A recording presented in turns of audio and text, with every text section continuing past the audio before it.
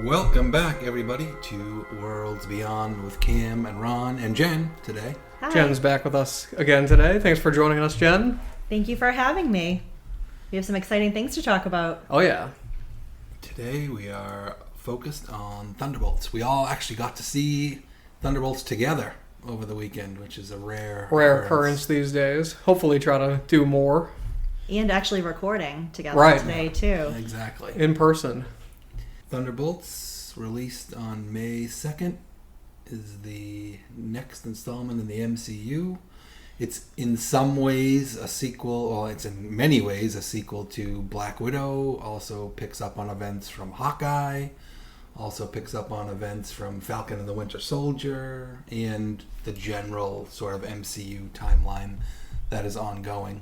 So, general reactions. Who wants to go first? I feel like Jen should go first. Switch it up a little bit. All right, sounds good.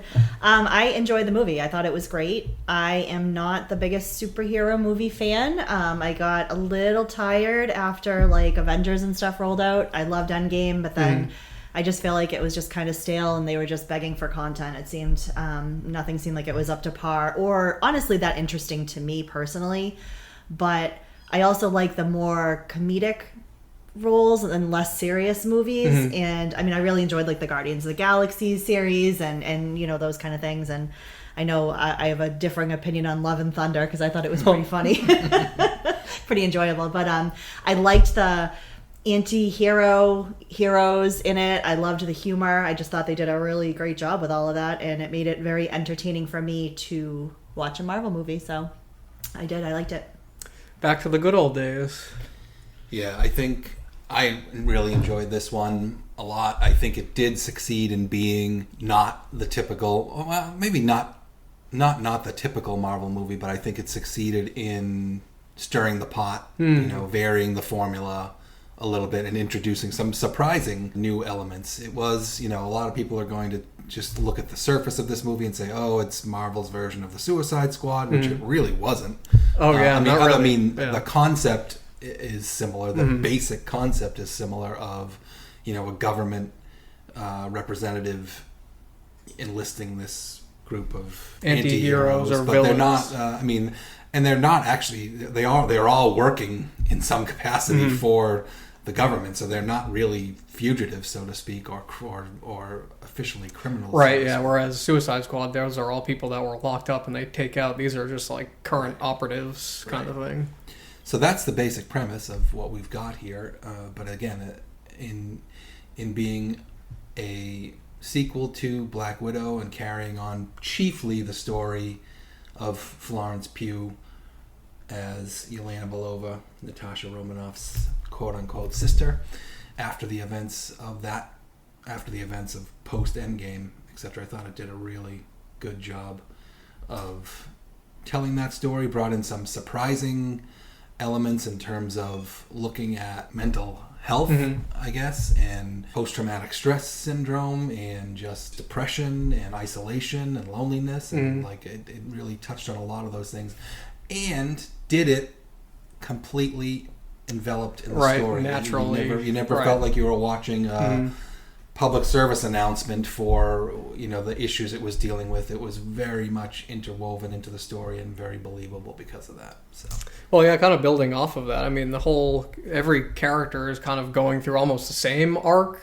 Like, Yelena has probably the biggest arc of the movie, like you mentioned, and it's all about, we won't go into spoilers yet, but just kind of her finding her purpose and growing out of this kind of depressive rut that she's been in, and that's kind of like the through line throughout the whole movie with all the characters, which I thought was really well done. It allowed them to kind of do a different take on a Marvel villain that wasn't just ended up with a big slam boom explosion action destruction fest at the end, and so I think they did a good job kind of towing that line between doing new stuff and then kind of obviously all the MCU humor is there, and I just thought the production overall was very well done. The cinematography I thought stood out significantly compared to a lot of the other Marvel movies, and the effects there were no special effects I thought looked kind of rough versus, especially compared to Brave New World, which had some rough effects. But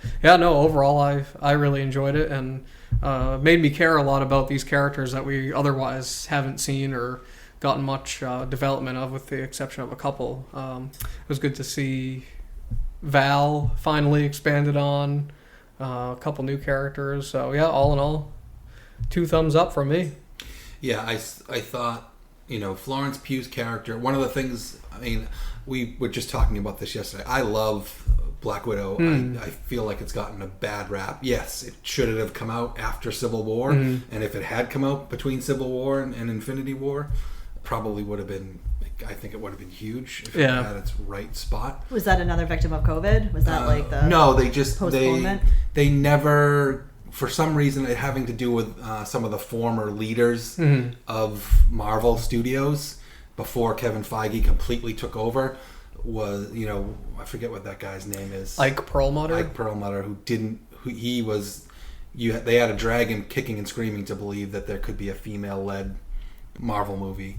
And so while Kevin Feige had been talking to Scarlett about doing a Black Widow film, I think since right after Winter Soldier. It was obvious after Winter Soldier that character and that storyline would clearly carry a film.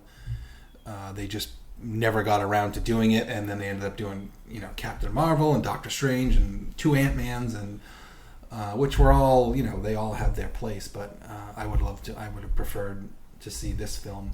So it came out during COVID, which was a problem for it. They screwed up on how they released it, because they released it like simultaneously at the last minute. They decided to do that, and that caused a big legal issue, and they ended up paying Scarlett Johansson a buttload of money because of that screw up. But I think, and people just being like, oh, she's dead, why are they doing this backstory, filling in the blanks now again? So all that's, I think, resulted in that film getting a more negative reaction, or people not liking it as much. I liked it. I really liked the introduction of Dave Harbour's character. Yeah. Oh yeah. I think he overall was great in Black Widow, and I really enjoyed seeing him in Thunderbolts. Not to go off on Black Widow, but I do think that movie is great, with the exception of maybe the fact that it does end up kind of devolving into a big slam boom action, and the effects get a little wonky towards the end. Taskmaster, I think, is that's almost like a totally different character. I think a lot of people were disappointed that Taskmaster wasn't like his comic book counterpart. But one of the best things about that movie is the familial aspect of it, and the whole conceit of that movie is using almost like the TV show The Americans. They had the sleeper cell, and that explains how Natasha and Yelena became quote unquote sisters, and the whole thing. I thought that whole opening scene of them as kids and how they that's the best part. Tremendous, and it was the driver of the whole movie, and it drives to the relationship between David Harbour and Florence Pugh in this film, and how they kind of their sort of parent-child dynamic and all that stuff, that and how that comes about. That was, to me, again, one of the best parts of the film. I thought it was a good carry off to. And it seems like the way Marvel is attacking the whole, how do we handle villains in our films? Case in point being Thor: Love and Thunder, which again had another, and I know that got all screwed up, and that they made his villain come off very silly and campy, and supposedly a lot of stuff that was filmed you would have thought was great, but he was the big scary monster, big bad guy villain. And this, just like Brave New World, had several. There was no central villain. There was a lot of antagonistic characters, and the antagonistic role that Harrison Ford ended up playing, and I thought they similarly did that here. Val is not necessarily a super villain. I mean, she's probably the closest thing you could call that, and obviously, getting into spoilers now, the character that I won't say anything more than just the character they introduce as Sentry ends up having a villainous turn in the movie, but ultimately, there's some turnabout there too. Even though saying that he had a villainous turn, I didn't feel that he was really villainous. Like I felt like he was kind of he a just victim, seemed yeah. Well, they did a sad good job and struggling. making him very sympathetic, and exactly, like it didn't feel like you were looking for everyone to help him more than him like being this big bad. So I agree. I think that Val was more of the right. more of the villain. It turned She probably out. played the biggest villain role, even though she was more of a side character, especially with all these other characters there. But I thought they did a very good job humanizing Bob Sentry. Yeah. And that just the whole concept of his kind of dual personality and his kind of rough backstory and everything else, I thought was very well done. It was definitely cool a bold concept. move. Yeah, I mean, for them to introduce like essentially a depressed, like bipolar superhero. Yeah. You know what I mean? Yeah. That's a wild concept. And you said too that it was a fairly new superhero. Yeah, fairly new. They, I think Sentry first appeared in 2000, 2001. Oh wow, that's really recent. I mean, in comic book Right. time. Yeah, I thought that was interesting, and they made it very relevant. I feel like with the culture of the world and everything, how things are today. I mean, just dealing with those mental health issues and addressing them in the way that they did. I thought that was very, very timely and. Characters overall, obviously, Florence Pugh was a standout. David Harbour was another standout. The way they play him being so in love with the idea of being the superhero. Like, sometimes that gets a little grating for me, but overall it was good. I'm not a huge fan of Wyatt Russell. I shouldn't say I'm not a huge fan of Wyatt, or just his character, the John Walker U.S. agent character. Just kind of how much of a dick he is. I guess he's good at it because that's how I perceive that character. I liked him actually as a dick. I thought he he was very likable despite his general attitude for most of the movie, especially compared to Falcon and Winter Soldier, where he was much more of an antagonist and you didn't like him. I thought they did a good job transitioning and making him likable and fun. Yeah, because he started off just like a high school bully. He's talking about his football team when he was in high school, and that made him, have credentials to be the leader of the superheroes and, just silly stuff. It just made you think of like that, high school jock who's like full of himself. Oh, yeah, totally. And the Hannah John Kamen is Ghost, Ava Starr, coming back from Ant-Man 2. I know, yeah, we haven't seen her in a while. Quite some time ago, we haven't seen her. And so I think it's interesting with what happened as they brought back Taskmaster as well, played by Olga Kurylenko, and she, spoiler alert, was killed off very early in the film, right? And for almost no reason. But when I think of Ghost's character, they struggled to fit. They found a place for Wyatt Russell, they found a place for Bucky and Red Guardian. And obviously, the movie is overall a Florence Pugh vehicle, I would say. There was a hard time fitting her in, so I can understand the move. While we were all puzzled by, geez, they killed her off really quick. Why did they even bother bringing her back? I guess just to tie up a loose end from Black Widow. I don't know. Right, and probably to try to raise the stakes in some, because everyone always says that the stakes have gotten so iffy. Obviously, after they sent Endgame, assassins to kill each other and nobody dies. Right.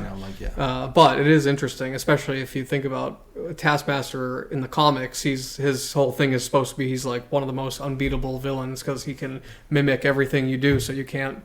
And they didn't really go in that direction. So it is interesting that they killed her off so early. I wonder if they'd end up bringing a more comic accurate Taskmaster in, but did I hate to be ignorant. What is that from? What is Taskmaster from? That is the villain from Black Widow. Okay. One of the villains from Black Widow. I don't remember. It was that long ago that I think I saw it then. Well, it's she doesn't have a speaking. She doesn't really talk during that. She doesn't have a speaking role in movie. In Black Widow, she's just like the sort of soldier that gets sent after them. Kind of easy to forget. So yeah, getting back to performances, I always like Wendell Pierce. I love him in John Krasinski's Jack Ryan. He's great. Yeah, he's great in that, and so he was good as the little side congressman trying to bring down. I liked Mel's character, but I felt like it was kind of underdeveloped in a weird way. Like she just seemed if she was going to be Val's assistant, she would have been like older and probably a little more ruthless. Yeah, like competent almost at her job. She just seemed like she was like an intern or something. That's I Right, kind of got the yeah. impression like she was just kind of bumbling along, like, you know. Well, they played her as kind of this person who, like, oh, I got this great job as the personal assistant to the head of the CIA, and then all of a sudden she finds out that the person she's working for is awful, and then she has that, you know, crisis of faith and ends up interacting with Bucky. But then by the end, that was one of the interesting twists. I wanted to get your guys' thoughts on where you think her character's going, because it kind of seemed like she, at the end of the day, it didn't seem like it was out of fear. It seemed like she kind of decided, okay, I'm gonna throw in with Val here and do this thing. Mm-hmm. Yeah, well, I mean, I think Val made a good point too. Like, there's bad people in the world and there's really bad people in the world. I mean, I forget exactly how she phrased it, but, you know, I'm one of the bad people, but there are way worse out there, and I'm trying to make sure that, you know, people don't become any more bad than they are right now, kind of thing. So maybe she bought into that. Yeah. You know, and felt that she was doing at least some good in some capacity. But I wouldn't be surprised if she ended up becoming like something else, like some superhero or something. Right? Or they probably have some plans for her. It is interesting. They did, like, I wonder how much of that choice was because there was that whole dynamic flip where Val kind of lost control over the Thunderbolts / spoilers, the new Avengers, and then there's even that moment where Yelena kind of leans in and says, "We own you now." So I wonder, there's that dynamic now that they can do probably more good in that kind of situation than how it was when she was kind of in control, pulling all the strings. Yeah, that was a great. So let's just say we're going to get into things that spoil sort of the wrap up of the film. The whole twist at the end where the Thunderbolts are able to turn the tables on Val. Well, interesting. Let's first talk about, what did you guys think? Because this is one of those things that whenever you get into in a film, when Sentry goes rogue and appears to be like wiping everybody out and darkening the city, and they go into that, you know, okay, now we're in this alternate sort of dream world and the different, like, not dimensions in this case, but just whatever, his projection of his consciousness and all these different, and clearly he's got something where he can see people's memories because he tapped into all these people's, you know, worst memories. And whenever you do that kind of thing, especially to me in a big budget movie, when you start going into like, okay, we're in people's minds and that can either be really lame or it can be good. I thought they handled it. Well, they didn't drag it on for too long. Exactly, they didn't lean into it too far. And yeah, you could have even done every single member go through. They didn't really even do that. It just was like Yelena and then Sentry, and that was it. It's like when they do those things where it's a time loop and people are reliving the same day. And right. It's like, okay, even though those can be kind of tiring. Let's get to the resolution. I thought they did pretty good though with the scenes. They made those quick when it was like you saw that traumatic memory from her at the beginning, and then when it was twisted when she actually spoke up and tried to change the course of events, and they were like, you can't do that here. Like, it's still this, you know, this situation's still going to unfold without trying to give away too much. Right. So I did think that was pretty good that they didn't like Groundhog Day that and just kept going and going. It would have been really useless. I mean, it was a fairly long movie, right? It was like just over 2 hours. Definitely felt a little long, I'd say. But I didn't think, I kind of felt like it was, the action moved it along though. I didn't feel like, you know. Yeah, 126 minutes, so almost 2.5 hours. They've been cutting them back more recently. So. Right, yeah. Well, yeah, you needed all that time in order to flesh out the characters as much as possible. But it was interesting too, because you saw when Val saw the tides turning, and you could clearly see she made this facial expression where you're like, oh, I'm going to turn this in my favor and get myself out of trouble. But I thought it was clever how she did that fake out and pulled them through. It was kind of like the fake out in Spider-Man Homecoming when Peter Parker Tony tries to pretend like there's no big ceremony for him joining the Avengers, and then he turns him down, and turns out there is a big ceremony for him to join the Avengers. That was funny. So that's interesting. And then now we know why Thunderbolts has an asterisk in the film title. Well, it's interesting because they're kind of like all the promotional material is being changed right now to New Avengers. So I'm curious how what it's gonna end up. Yeah, I know you talked to Liv, your sister Liv, and she was like angry. Like, now you've spoiled them. And I do feel, I mean, you kind of do spoil a big, plot twist at the end of the movie. Right. I mean, it doesn't really, at the end of the day, I'd be pissed if I knew that before going into the movie. I wonder if they were planning it all along because they wanted a way to get people into the movie to kind of keep the hype going. And then they did the whole thing at the end where Sam Wilson representing the sort of real Avengers, or just the name, that whole idea that they're angry, he's angry, and he doesn't think that they should be. But I mean, technically, Bucky is a quote unquote real Avenger because, that's true. And the whole idea of the Avengers in phases 1 through 3 or whatever the heck it is was the team just kept growing. You know what I mean, and everybody was an Avenger. So I'm like, right. In that sense, what's the difference? I liked Thunderbolts as the name. I wish they kept it. Yeah. I thought it would have been good because the Thunderbolts is a separate team from the New Avengers in the comics. So it is interesting that they just kind of threw that out, but they don't really need as many teams as they have in the comics. So I don't know. I mean, that whole conflict and Sam being upset about it, that could be just a momentary stumbling block and not like a big. Oh yeah, I wouldn't even be surprised if they didn't bring that up again. It seems like it was mostly just for the post-credit scene and to establish that there's now 2 Avengers teams. And that's a big thing from the comics is the Avengers and the New Avengers are always arguing over who's the real team. No way, really? That's interesting. Okay, so that makes sense then. I feel like that kind of plays into the end credit scene there. Right, that was a little bit of a reference. And then, of course, should we get into the final reveal of that credit scene? That's where I was thinking of going. Might as well. We've given enough spoilers anyway to the audience. We might as well keep going, right? But one more thing I wanted to think of. What I think is interesting is we do have this thing of all these events unfolding over the last several years in the MCU timeline where the Avengers are absent. Mm-hmm. And it's interesting.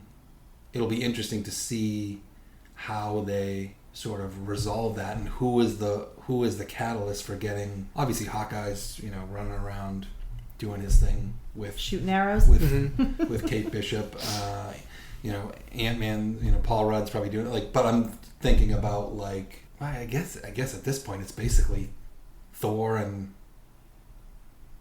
Hulk and Doctor Strange. I get sort of Doctor Strange, but who are the quote unquote core Avengers now, and where are they, and when will they come back and all that stuff. It's kind of interesting, but yeah.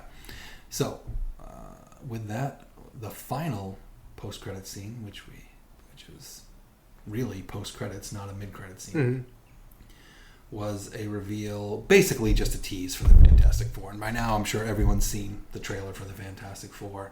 And obviously because the Fantastic Four portrays itself as, existing in this clearly alternate version of Earth and this sort of quasi 1960s version of Earth. And we know that the Fantastic Four is going to be part of the upcoming Avengers movie. So some way or another, they have to get from their dimension to our dimension. And you basically see a teaser for that in the final shot of the post-credit scene for Thunderbolts, which is interesting because in a way,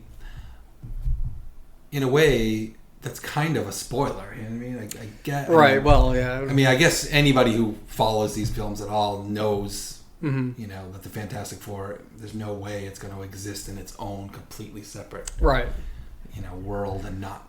Well, I think a lot of people might not even realize that, going into it, that it is a completely separate world. I'll be curious to see how they establish that right off the bat. And then, for most people, seeing that isn't really a spoiler because they don't, they're not as tuned into the whole production side as we are. So exactly. Any final thoughts? I really enjoyed it. I think I enjoyed it more than I thought. I kind of tagged along with you guys because I know you're big Marvel buffs, and I was like, oh, I'll go see Thunderbolts. It looks funny. Really glad I did. I enjoyed it. probably a little more than I thought. I wasn't sure how I was going to feel about it. And I weirdly seeing the Fantastic Four trailer and stuff. I might see that one with you guys too. We might have another podcast together on that. Not till July though. Yeah.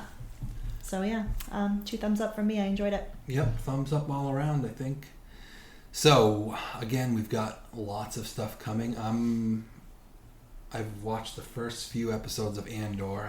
Yeah, I got to catch up on that. I don't know how many more weeks that has, whether it's 6 episodes or 9. I've only watched the first 3 and so far really enjoying that. And I know, like I was saying to you, I didn't realize that. I mean, obviously it has to be finite because it eventually leads into Rogue One, but this is it. This is going to be the lead into Rogue One this season. So that's exciting. We were talking yesterday, and I think there's a trailer coming that Fear Street, the new Fear Street movie is coming out. I think the trailer may have actually dropped like today. Oh, really? Very excited for that one. I read all of those books when I was a kid. I'm really excited. The last ones were good. They had those 3 different, that trilogy. They were great. That was fun. Really enjoyed those. I was hoping they were going to come out with it like sooner.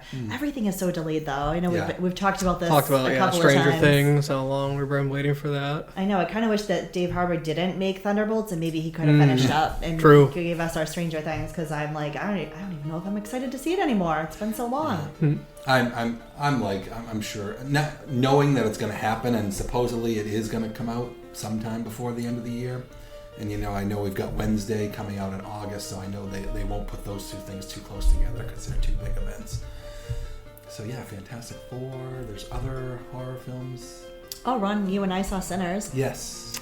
I know. Yeah, I'm going to try to go see that this week if I can. Yeah, we were all set to record on that, but Cam has not seen it yet. There was that other horror movie too we were looking at possibly seeing. Oh yeah, Until Dawn. Until Dawn. Yeah, actually a friend of mine said he went to see it and he really liked it. Said it was good. Yeah, I've heard good things about it. I'll have to try to get to that one as well. Yeah, who knows? It might not even be in the theater anymore. Jeez, how fast some of them go. They really go so fast. I'm like, I wanted to see that. Especially horror films. Yeah, they're like they're on unless they're a flash in the pan. Yeah.